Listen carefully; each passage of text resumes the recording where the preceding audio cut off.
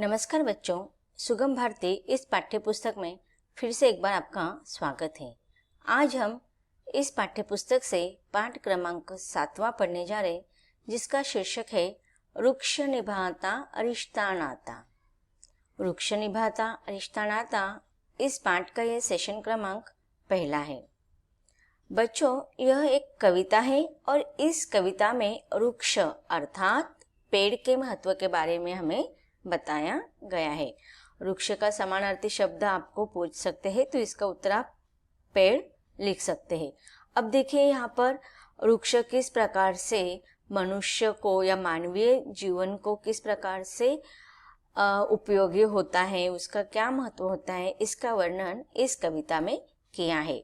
तो कविता के माध्यम से हम अलग अलग वृक्षों के द्वारा उनके उपयोग, उनके महत्व के बारे में पढ़ेंगे। चलिए बच्चों, फिर सब लोग पाठ्य पुस्तक निकालिए। तो बच्चों, पाठ क्रमांक 7वां वृक्ष निभाता रिश्ता नाता। इस कविता के कवि है अजहर हाशमी। इस कविता के माध्यम से हमें औषधि पौधों की जानकारी मिलने वाली है तथा वृक्षों से होने वाले लाभ भी हम सीखेंगे। पहले मैं कविता का एक स्टांजा पढ़ लेती हूँ और उसको समझाती हूँ।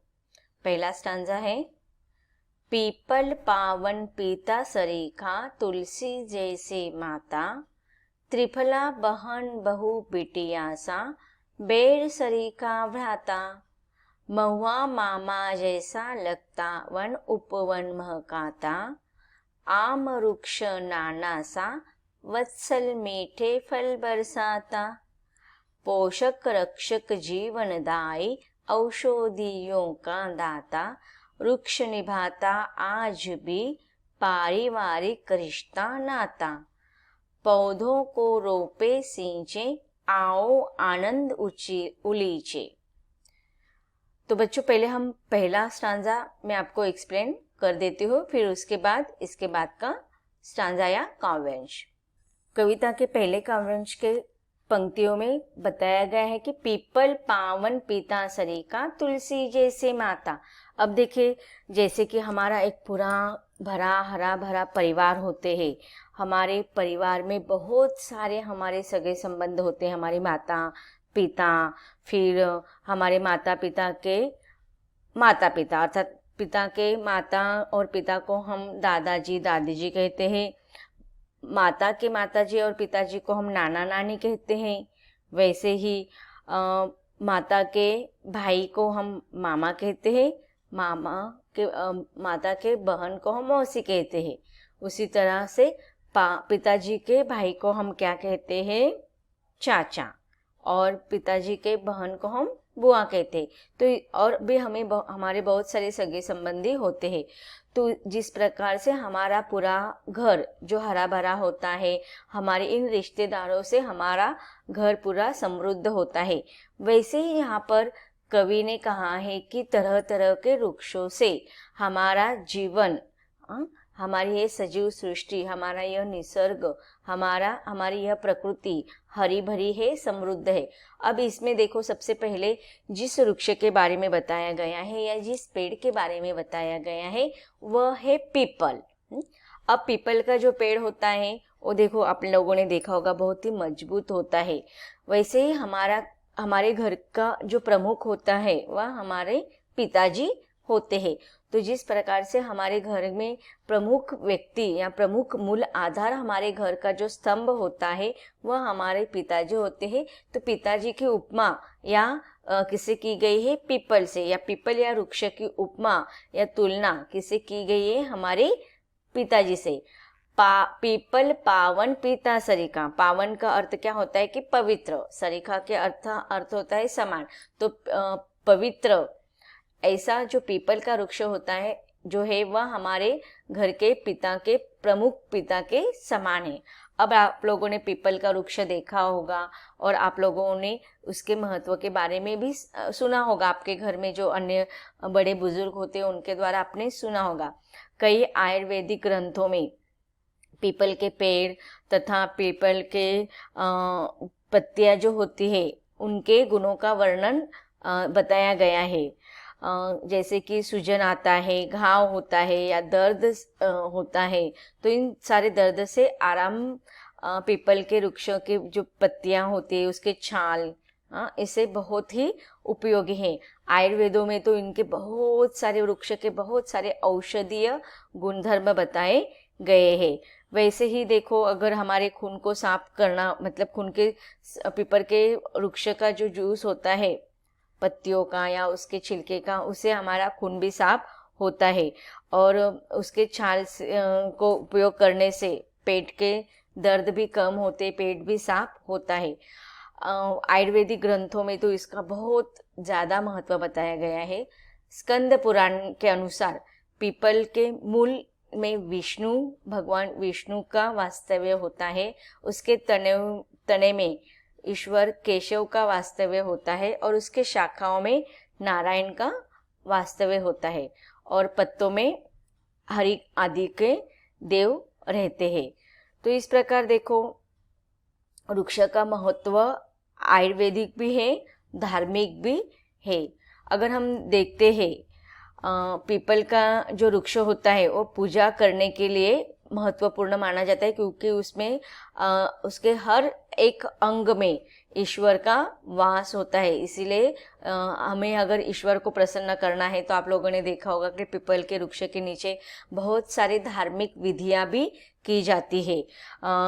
पीपल के नीचे कहा जाता है कि हमारे पितर पूर्वज निवास करते रहते हैं और इसीलिए सारे तीर्थों का जो स्थान होता है वह पीपल के नीचे माना जाता है। इसलिए देखो, जो धार्मिक संस्कार भी किए जाते हैं वह पीपल के नीचे किए जाते हैं। तो ऐसे बहुत सारे बहुत वृक्षों के कुछ बहुत धार्मिक महत्व बताए जाते हैं और उसका आयुर्वेदिक में भी उपयोग किया जाता है।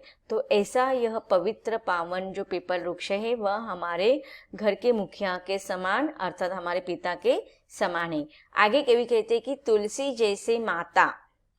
तुलसी का वृक्ष तो आपने देखा होगा, पौधा भले ही वो छोटा होता है लेकिन वह बहुत ही पवित्र मांगल्यमय होता है। और उसकी तुलना किससे की गई है? तो हमारी जननी, हमारी माता, जो हमारे घर की मूल आधार होती है। अब हमारी माता जो होती है वह हमेशा पूजनीय होती है, हमारे लिए तो ईश्वर के समान होते हैं। अगर ईश्वर के बाद भी नहीं, हम ईश्वर के पहले अगर किसी की पूजा करते हैं तो वह हमारी माता की ही पूजा करते हैं। आप लोगों ने तुलसी के बहुत सारे महत्व के बारे में सुना भी होगा और पढ़ा भी होगा। तुलसी जहाँ पर हम लगाते हैं, तुलसी का पौधा जहाँ पर लगाते हैं वो वातावरण को शुद्ध बनाते हैं।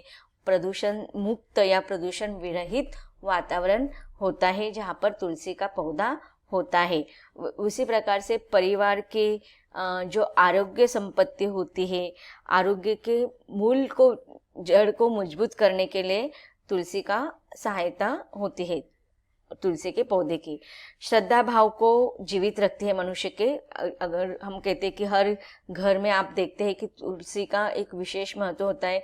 घर के बाहर वृंदावन होता है, उस वृंदावन में तुलसी का पौधा लगाया जाता है तो वह श्रद्धा भाव निर्माण करती है। मनुष्य के बीच में घर में शुद्ध वातावरण रहता है, आनंदमय और आशावादी वातावरण रहता है। उसी प्रकार से घर के हर व्यक्ति के मन में श्रद्धा भाव को जीवित रखने का कार्य भी तुलसी करती है।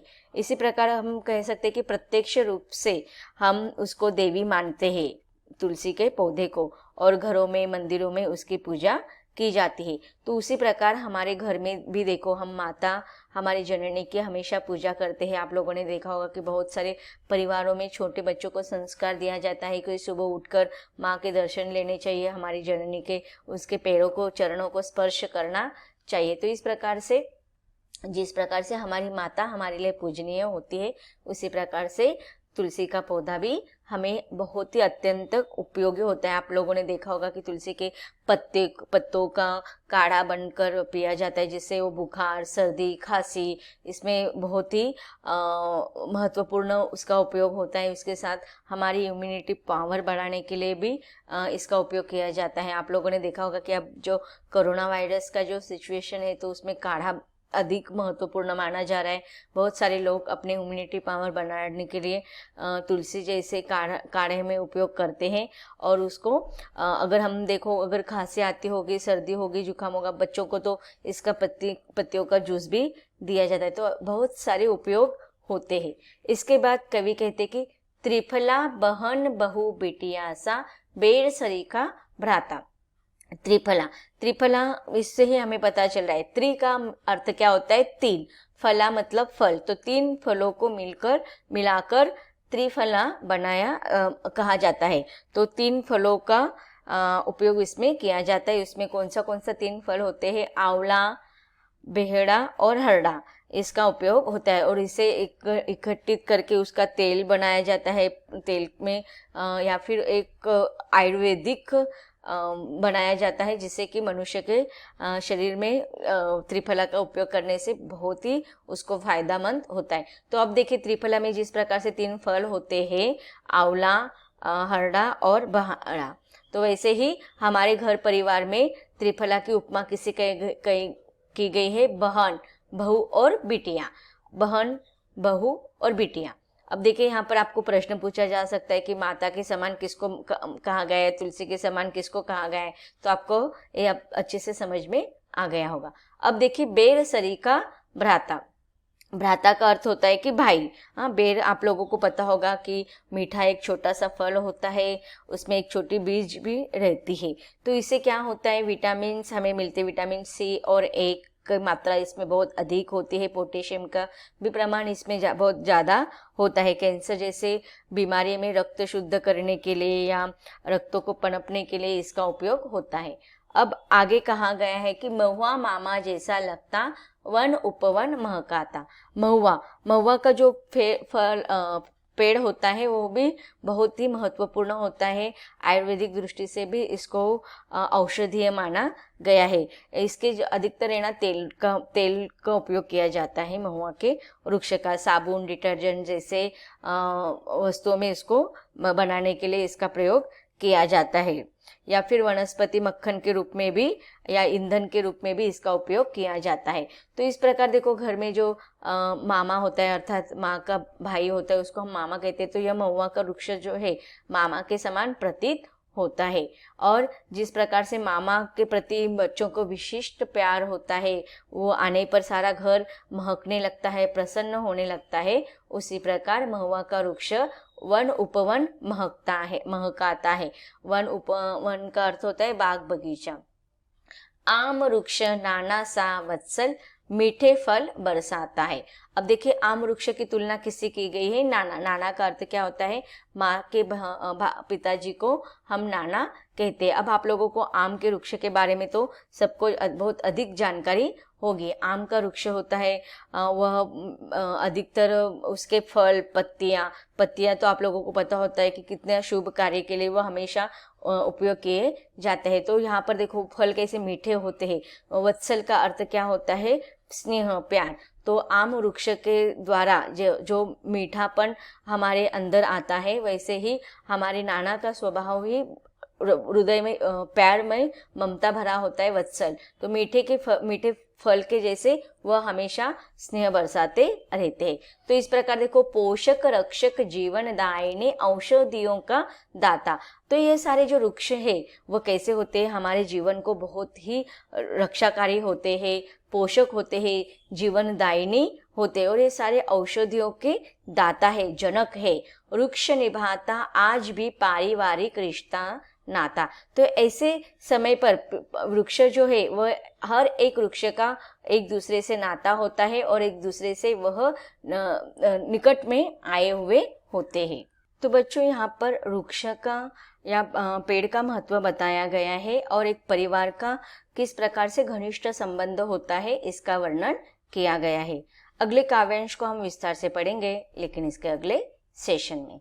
धन्यवाद।